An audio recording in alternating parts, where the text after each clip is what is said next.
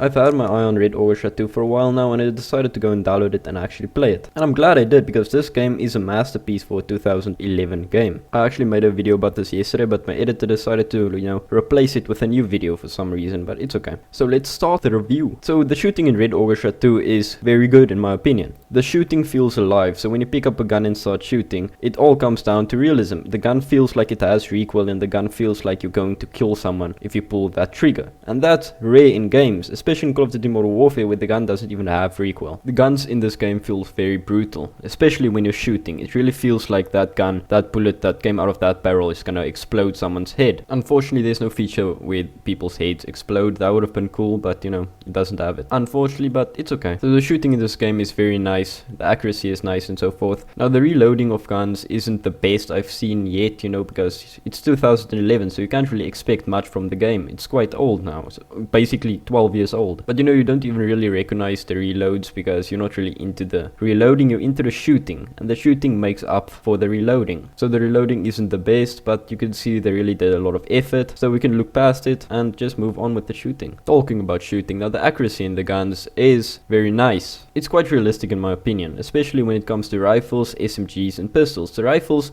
are the ones that has the most accurate shooting. So it's quite a nice feature that they made it realistic, so that rifles can, shoot long distance and SMGs offer close range. But you can also use SMGs for long distance. You're just gonna have to use a lot more bullets, and for the rifles, you can use it for close range as well, like in every other FPS game that exists on planet Earth. Now the SMGs, it's really a pain in the ass to shoot an SMG, especially in Red Orchestra 2, because SMGs take so much bullets to kill people. With the rifle, it's usually around 2 bullets to kill someone, but with the SMG, you need to mag dump on people just to kill them. But at the end of the day, you're gonna die as well. I live in Africa, so the ping is very bad. I couldn't play the game multiplayer, but single player wise, the game has a nice campaign, and it is very nice to play it. The game released back in 2011, like I said previously, so the bots in this game and in single player will not be the best, but I do know that the bots in single player is quite nice as well. They know what to do, they know when to do it, and they know how to kill people, which is, the main factors of Red Orchestra 2. So let's talk about the campaign. The campaign is quite simple. They just start you off with a quick storyline, and then you go into the mission. They explain everything you need to know in the storyline as well,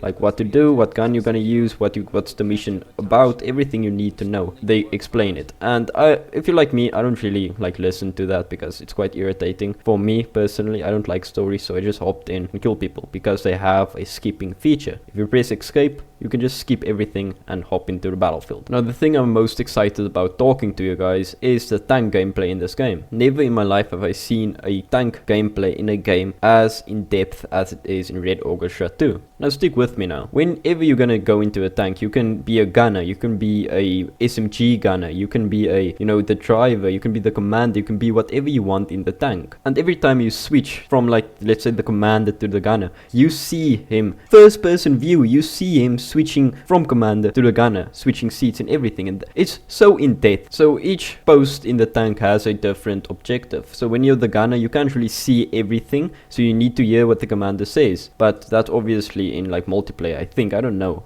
because I'm African and my ping is so bad, If you're the commander in Red Orchestra 2 in the tank, you sit on top and you tell them where to go with WASD, like walking. There's only one thing that irritated me so much is whenever you go move forward, you hear him say forward. Whenever you move left, you hear him say left, right, back, forward, left, right. And it starts to really get to you. It's irritating, I know, but you can look past it. So when you're the gunner and you shoot, you can see everyone putting in a new shell, taking out the old one. There's so much depth inside this tank that's really mesmerizing. And when another tank hits your tank, you can hear everything. You can hear the bullet ricocheting, you can hear all of the guys shooting the guns at you. Everything is so in depth, and the sound quality is so nice as well. So when a tank shell hits you, you can see some of you guys' heads pop, you can see some of you guys dead inside of the tank, and now you have to take their positions to control the tank as well. That brings me to the playability of the tanks. So playing as a commander or anything inside of the tank is not easy whatsoever. It really takes a lot of effort to learn everything, and it really takes a lot of effort, to command everything. But if you play the single player campaign, they will teach you everything you need to know, because there's always a tutorial for whatever mission comes next.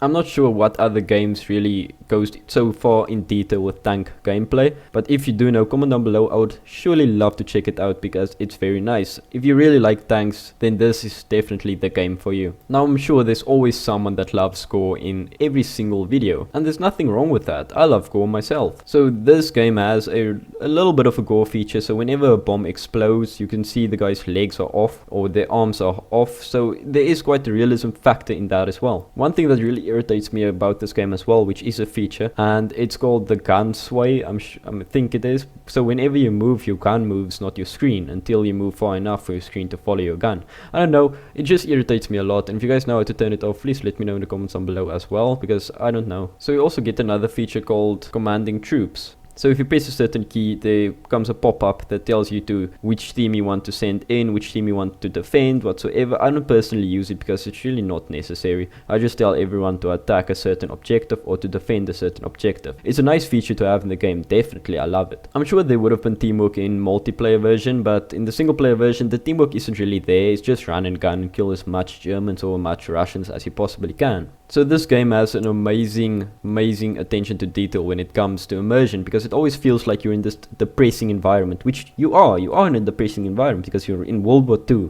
in Stalingrad, where countless people died, and it really has this feature to like immerse you into this. Each map has this eerie feeling of death and depression in it. No matter if the sun is shining or there's nice little clouds in the sky, you know you're going to die at least once, and I like it because, you know, it was realistic. Speaking about realistic, this game isn't the tactical shooter heaven, which everyone or most of the people say it is. It does this casual shooting and tactical shooting mix into one, which is nice because, you know, it's a piece of cake for both of the parties. So what I mean by that is, if you like tactical shooting games, you would like this game, and if you like casual shooting games, you would like this game as well. So they really made this game for everyone. They just did it with a sense of realism in it. So this is the only game where you can get to play as the Axis, or one of the only games. And Axis means, like, you know, Germany, Japan and Russia, but this game focuses on Germany and Japan, and you get a campaign for each side. So you get the campaign for Germany and you also get the campaign for Russia. And since it focuses on Germany and Russia, a person would have expected that the bots inside of the game will be talking German or Russian, which is wrong. They're just talking English but with a German or Russian accent. Which is a great feature in my opinion, because now we can actually understand them. This game still lives up to expectations of 2022 games, which is rare because this game came out in 2011. So yes, I would recommend this game 100% for everyone to play if you like FPS games. So that was my review on Red Orchestra 2. I love this game and I recommend this game for everyone. You can actually get it on a discount with the link in the description as well. And if you don't want this game, there's countless other games where you can get keys on a discount as well, while supporting the channel. If you guys have any other recommendations for me to, you know, make a review on, let me know in the comments down below, and I'll see you guys on the next video as always. So thanks for watching, check out the link in the description, and I'll see you guys on the next video. Bye bye.